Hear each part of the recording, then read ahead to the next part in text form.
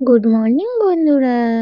শীতের সকালের শুভেচ্ছা রইল তোমাদের সকলকে। তো তোমরা সকলে কেমন আছো? আশা করছি সকলেই ভালো আছো। তো আজ আবার একটা নতুন ভিডিও নিয়ে তোমাদের সামনে চলে এসেছি।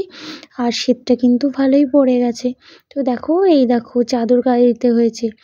আর আজ আবার চলে এসেছি আমি তোমাদের সাথে নিজেরই লাইফস্টাইলটা শেয়ার করার জন্য। তো এই দিকটায় দেখো, সকালবেলা উঠে আমি কি করি সেটাই তোমাদের মাঝে শেয়ার করার চেষ্টা করি। কিন্তু কি জানো তো, সব কিছু তো শেয়ার করে ওঠা সম্ভব হয় না। কিছুটা হয়তো শেয়ার করি, কিছুটা হয়তো বাকি থেকে যায়। কোনো ব্লগারই হয়তো সব কিছু শেয়ার করতে পারে না। তো আমি তো সামান্য ক্ষুদ্র মানুষ। তো যাই হোক, অনেকটাই কথা বললাম। তো এবারে চলো, এই দেখো আমি কি করছি হলো গোবর দিচ্ছি। আর এই শীতকালের সকালবেলা প্রায় গোবর দেওয়া হয়। আসলে আমাদের তো নিজেদের কোনো গরু নেই, দিদিদের বাড়ি থেকে মানে দিদিদের গোয়াল থেকে গোবর নিয়ে সেই গোবরটাকেই দিচ্ছি। কারণ আমাদের বাড়িতে কোনো কাঠ নেই। তো সেই কারণেই গোবর নিয়ে এই ঘুঁটে শুকিয়ে তারপরেই রান্না করতে হয়। তো এটা যতদিন চলে। আর ডালপালা মানে খুব সীমিত পরিমাণে যেটুকু যা আছে জাল দিয়ে কেটে-কুটে গুছিয়ে জাল দেওয়া হয়। তো যাই হোক, এই দিকটায় দেখো গোবর দিয়ে নিচ্ছি সকাল আমি। আর ওদিকে বাসি কাজটাও খানিকটা মানে অর্ধেকটা কাজ করে এসেছি আর অর্ধেকটা পড়ে আছে। কারণ এদিকটায় তাড়াতাড়ি আসার কারণ হলো যে এই গোবরটা তাড়াতাড়ি বের না করলে যে ঘোষ কাকু চলে আসে। তো কাকু আসার আগেই আমাদের গোবরটা বের করতে হয়। তো দেখো বন্ধুরা, গোবর-টোবর দিয়ে আমি ব্রাশ করে নিচ্ছি। সকাল ব্রাশ করে নিয়েছি। আর এবারে দেখো, রান্নাঘরেরটা তোমাদের দেখিয়ে দিলাম। এখানে আমি রান্না করব। আর এখানেই কাঠ দিয়ে রান্না করা। আর এই দেখো আমাদের বাড়িটাও পুরো দেখিয়ে দিয়েছি। তো দেখো, এই দিকটা রান্না চাপিয়ে দিয়েছি, যেহেতু তোমাদের দাদাভাই সকালবেলা খাওয়া দাওয়া করে কাজে যায়। সেই কারণের জন্যই একটু সকাল আমাকে রান্না করতে হয়। তো এই দেখো, উনুনে ভাত চাপিয়ে দিয়েছি, প্রেসারে ডাল সিটি মেরে নিয়েছি। আর এদিকে বেগুন কেটে নেব, বেগুন ভাজা করব। তো যাই হোক, বক করতে রান্নাবান্না সব কমপ্লিট। যেহেতু সকালবেলা খুব তাড়াহুড়ো থাকে, সেই কারণে আর রান্নার কিচ্ছু শেয়ার করিনি। আর এদিকে দেখো, কলপারে কত বাসন, প্রেসার, হাঁড়ি, কড়াই। তো দেখো, এই দিকটায় আবার কয়েকটা জামা কাপড়ও ভিজিয়ে নিচ্ছি। কালকের কয়েকটা জামা কাপড় রয়েছে, সেগুলোকে কাচা হয়নি। তো সেই কারণে এবারে ওগুলোকে সার্ফে ভিজিয়ে নিচ্ছি। আর বাচ্চা কাচ্চা থাকলে জানো তো, প্রত্যেক দিনই জামা কাপড় কাচতে হয়। তো মনার একটা সোয়েটার ছিল, আর আমার এখানে বাদবাকি জিনিসগুলো আমারই রয়েছে। কালকে অনেকটা দেরি হয়ে গেছিলো চান করতে, তো সেই জন্য আর সেই নাইটি দিয়ে শাড়ি দিয়ে ওগুলো আর ধুয়ে দিইনি। ভাবলাম যে পরের দিন সকালে কেচে দেবো। তো সকাল ভাবতে কতটা বেলা হয়ে গেল, রান্না করে উঠেছি, ওদিকে কাজকর্ম সেরে প্রায় 11:30-12টা বেজে গেছে। তো যাই হোক, এবারে আমি আগে জামা কাপড়গুলো ভিজিয়ে নিচ্ছি, তারপরে বাসনগুলোকে মেজে নেব। আর এই বালতিটার মধ্যেই আমি ভিজিয়ে নিচ্ছি। তো এই দেখো, এই দিকটায় বালতিটার মধ্যে ভিজিয়ে নিয়েছি। আর এবারে আমি বাসনগুলোকে একে মেজে নেব। আর প্রথমে এই কুচকাচ বাসনগুলোকে মেজে নিই। আর তারপরে অনেকটাই আর কি হাঁড়ি-মাড়িগুলোর মধ্যে কালি-টালি আছে, তো এই জন্য বাসনগুলো কালি হয়ে যাবে। ওই জন্য গামলাটা বাটিগুলো যা আছে সেগুলো আগে ভালো করে মেজে নিচ্ছি।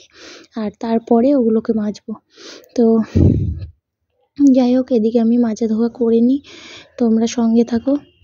তো দেখো, এদিকটায় মাজা কমপ্লিট হয়ে গেছে বাসন খানিকটা, আর খানিকটা রয়েছে। আর এবারে ফাঁক দিয়ে একটু কাচাকুচি করে নিচ্ছি। ভাবলাম একটু কেচে নিই, তারপরে আবার মাজবো। কারণ ওই প্রেসারের মধ্যে ডালগুলো আটকে রয়েছে, একটু ভিজিয়ে রাখলাম।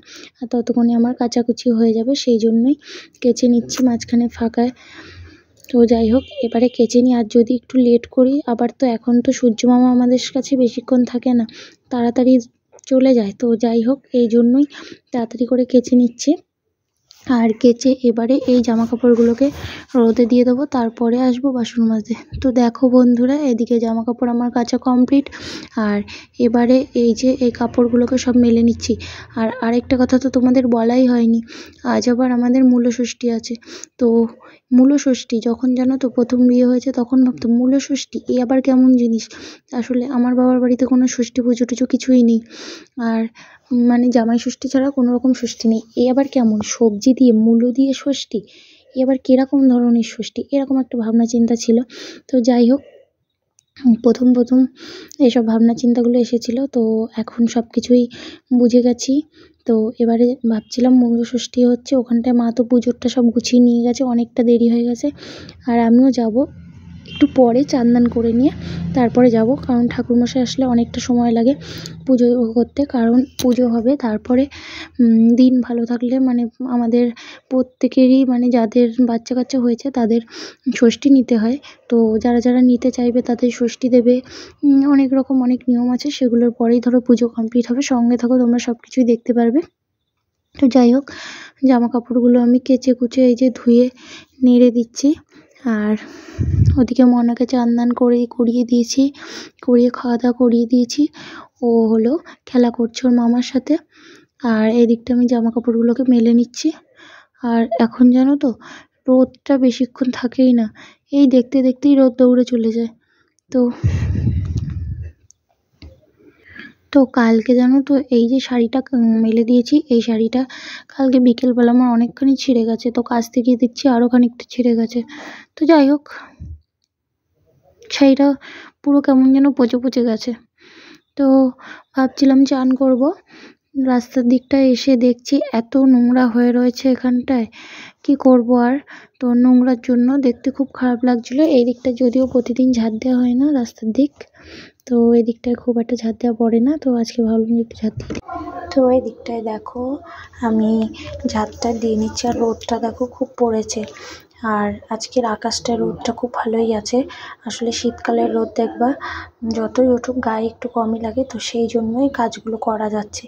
আর এই পাশটায় খুব নোংরা হয়েছিল, ওই জন্য পরিষ্কার করে নিচ্ছি। আর এই যে কাকিমা যাচ্ছে, কাকিমা জিজ্ঞেস করছিল যে বৌমা পুজো করতে যাবো না, আর তোমার শাশুড়ি চলে গেছে? তো আমি বললাম যে মা গেছে কিনা আমি তো খেয়াল করি না, আমি এদিকটায় কাজ করছি, তো আমি যাবো চান করে, তোমরা যাও, তারপরে যাচ্ছি। তো যাই হোক, এই দিকটা পরিষ্কার করা হয়ে এসেছে প্রায় মোটামুটি। আর এখানটা একটা পদ্ম ফুল গাছ লাগানো রয়েছে, তো গাছটা একটু জল দিতে হবে, বিকেলবেলায় জল দেবো। তো চলো, তো এদিকটায় দেখো বন্ধুরা, আমি চান করে রেডি হয়ে গেছি পুজোতে যাওয়ার জন্য। এই দেখো আমি, আর ওদিকে মনাকে তো আগেই রেডি করে রেখেছিলাম। তো চলো যাওয়া যাক ষষ্ঠীতলায়। তো এই দেখো ষষ্ঠীতলায় চলে এসেছি, আর এই ষষ্ঠীটা তোমাদের কার কার আছে অবশ্যই কমেন্ট করে জানাবে। এটা হলো মূল ষষ্ঠী, আর ঠাকুরমশাই দেখো মাঝখানে বসে আছে, আর চারি সাইডে বাতা দিয়ে সাজানো, এই দেখো মূল ষষ্ঠী। তো তোমাদের কার কার আছে অবশ্যই কিন্তু কমেন্ট করে জানাবে মূল ষষ্ঠী, ঠিক আছে? আর এই যে এই বছরে যারা ষষ্ঠী নেবে ওই জন্য এই যে বাঁশের ওগুলো দেখছো না, ওগুলো বানানো হয়েছে। মানে অনেকের আছে সাপটা, অনেকের আছে ওটার ভেতরে বসে ষষ্ঠী করতে হয়। তো যাদের আছে তারাই বুঝতে পারবে, আদার্স অন্য কেউ বুঝতে পারবে না, কারণ আমিও আগে বুঝতে পারতাম না এসব।